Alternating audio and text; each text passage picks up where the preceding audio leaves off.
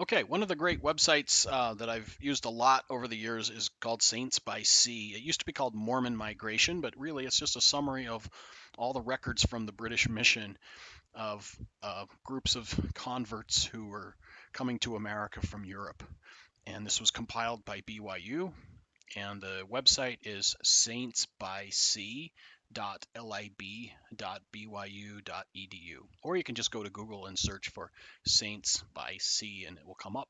So once you're here, you can just start by typing in the name of your ancestor. So I typed in Cap here, and and it will show all the voyages that had somebody with that name on it. You could search for first names or last names or whatever, but anyway, let's take a look at this second one here, because 9 members of my extended or my family direct ancestors, I guess, came on this trip in June of 1907. It shows the actual dates they sailed and from which city to which city. So my ancestors came from Liverpool to Boston.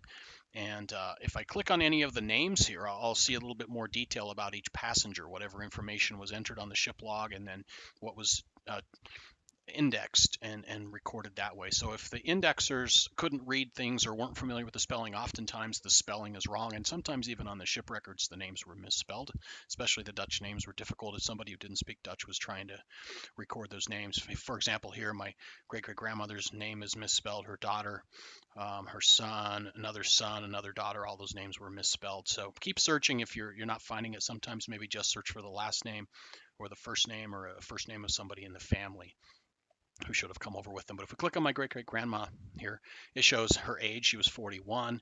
They were coming to Ogden eventually, and it shows that she was Dutch. And then if you click here on the actual record, you can see the entry here on the page, and you can zoom in on that little magnifying glass and see the details in the handwritten records and so forth. As we go back, it's also really cool not just to click on the names, but if you want to learn more about the overall voyage, just click on this title here where it says Liverpool to Boston. I click on that. First of all, you see pictures of the ship, which is great. And then it has a listing of every passenger. So we're 134 passengers on this voyage. The name that I search for are all highlighted. And you'll recognize frequently here, if you're looking for Dutch ancestors, you'll find other Dutch families. The Mandarinks were on the same ship, for example, with my ancestors when they came over to Ogden. Um, Also here, you've got opportunities to go look at all the details of these pages that were everything that was recorded there about the voyage. So again, you can zoom in and see each line on the record. You can go and expand it out and see all of the columns that way. And anyway, a great way to interact and look at the actual handwritten records from these ship voyages. Also, a lot of these voyages have a manuscript describing who was on the voyage or whatever, and this one has a very short one. These were prepared by the mission, and whoever was in charge of the group recorded some notes about that.